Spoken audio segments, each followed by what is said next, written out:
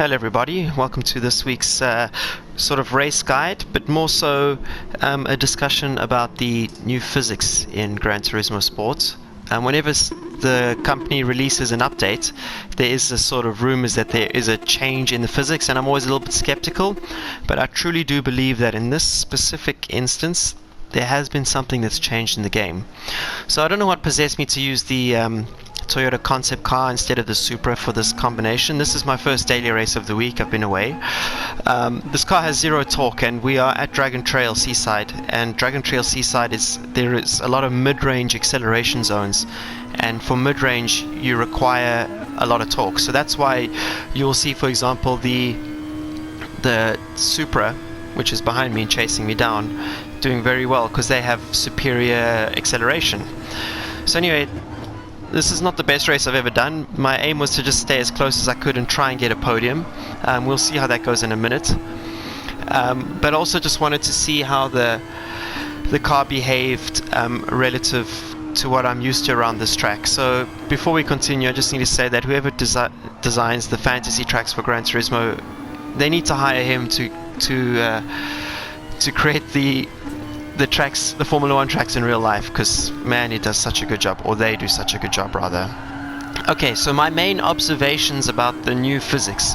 The first one is the use of curbs is no longer as easy or as forgiving as in the past. They seem to have a little bit more kickback. I tested this on more than one track, and just ramming curbs as you please is no longer the way to drive these cars fast, and that really makes me happy, because it's not like people were exploiting it, but if the game can just be a little bit harder in those areas, then so be it. I do get caught out in this race with the curbs at one point. Going through here, I actually anticipated what is about to happen here. He hits the wall and I hit him.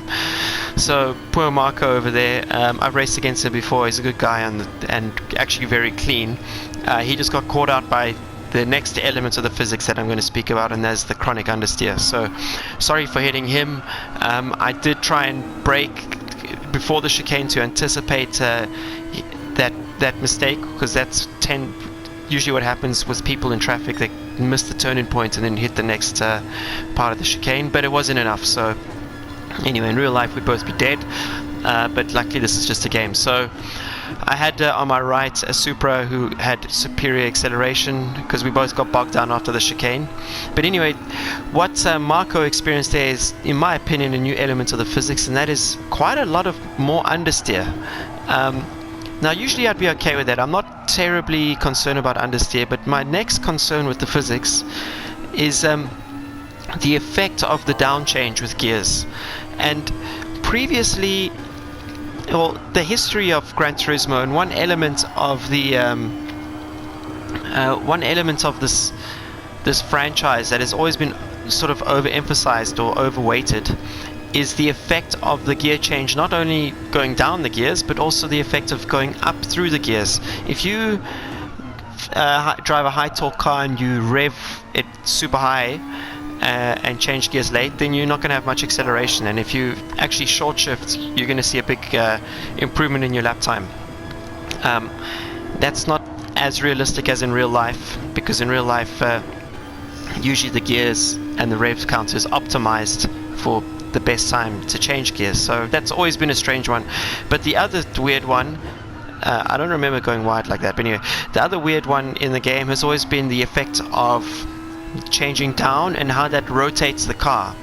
So in conjunction with the Understeer Increasing in all cars, so good luck to you if you're in an Audi TT with tire wear at 5x plus. So in conjunction with the Understeer through a corner, we now have this overemphasis of snap oversteer when you're going down the gears in the braking. This means that those of us who are better able to exploit this element of the physics, where you brake on the limit, gear down change as late as possible to get the car to rotate at the apex using a sort of, it's almost like pulling the handbrake at the last possible moment. This has always been one of the secrets of going fast in Gran Turismo, is how do you time your gear changes right on when you're braking. And you'll see some people really bang down the gears as soon as they touch the brake pedal. That's not realistic. In real life that wouldn't happen.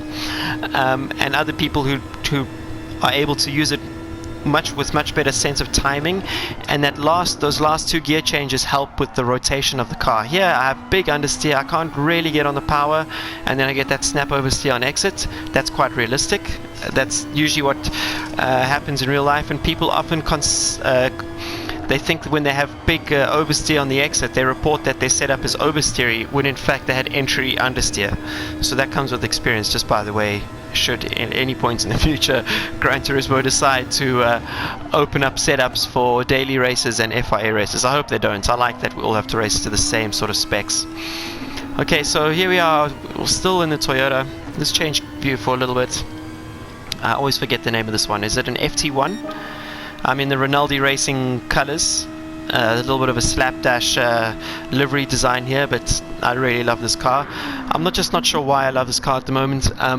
It's good at 1 or 2 tracks, but I'm slowly finding out as I use it more and more that it's not good at every track. Yeah, I used the curb. That's where I wanted to. Let's just rewind there quickly. Okay, we're just going to go back a few seconds. Here I use the curb on the exit. I get a lot of exit understeer because I got on the power too aggressively. Always be aware of that at this track. And the sort of new curbing physics caught me out a little bit more than I expected. Luckily I managed to catch the slide with a little bit of left foot braking, but still not an ideal mistake, and I'm definitely not going to make that mistake again in the future. Trying to regather myself. I wanted to try and catch this guy in 4th, but I do think that there's quite a big advantage to using the other Toyota in this class.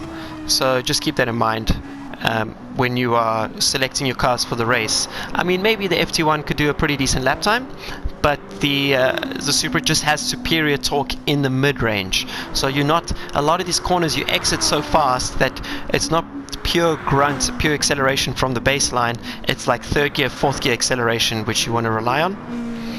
And the FT1 just doesn't really suit that. It has decent aero, and on the final lap I'll point out, which to me, in my opinion, gives you the best sort of lap time gain, besides obviously the chicane. If you can get that flat, then you are obviously going to be fast.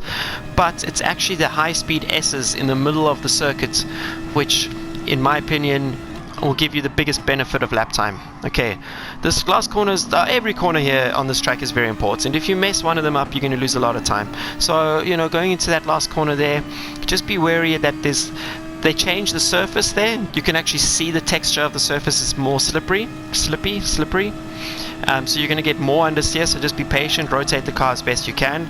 Brake at the beginning of this curve here, 3, 2, 1, brake. Use a lot of curb on the inside here, but be patient. Don't use any power until you get over the curb, and then drive towards the exit on out of the right-hander. This right-hander here, this kink used to be easy flat, but now just do a light lift in the race just so I can stay on track. This corner here, you can manipulate it a lot with the timing of your gear down changes. So you want to rotate the rear as much as you can. Here's the most important part of the track, in my opinion.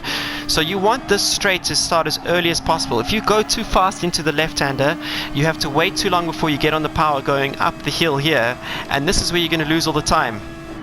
Don't touch the curb like I did there on the inside. It's going to kick you wide. So effectively sacrifice a little bit going into the left-hander so you can get more pace going up the hill through the right and then the left. If you bomb into the left-hander, you're going to sacrifice the amount of time that you can get on the power, and your straight is going to be shorter than quote-unquote my straight. Okay, so just be aware of that. In the race here, I'm lifting through the chicane because I rather survive through there than hit the wall and lose more time than I should. This guy hit the wall here. What's his name? Deg92. Okay, he's also got a little Wi-Fi-esque password. He shortened it a little bit. Watch the acceleration here. So we both sort of getting on the power at the same time, and you can just see the Supra's just pulling away a little bit. So if I was going to do this race again, I would definitely use the Supra. Anyway, I hope you found that useful. Thank you and welcome to all the new subscribers. It's been pretty epic, and I hope to catch you in the next one when I'll be posting some more real life onboard stories. Till then, thanks for watching, and I'll catch you at the next lap.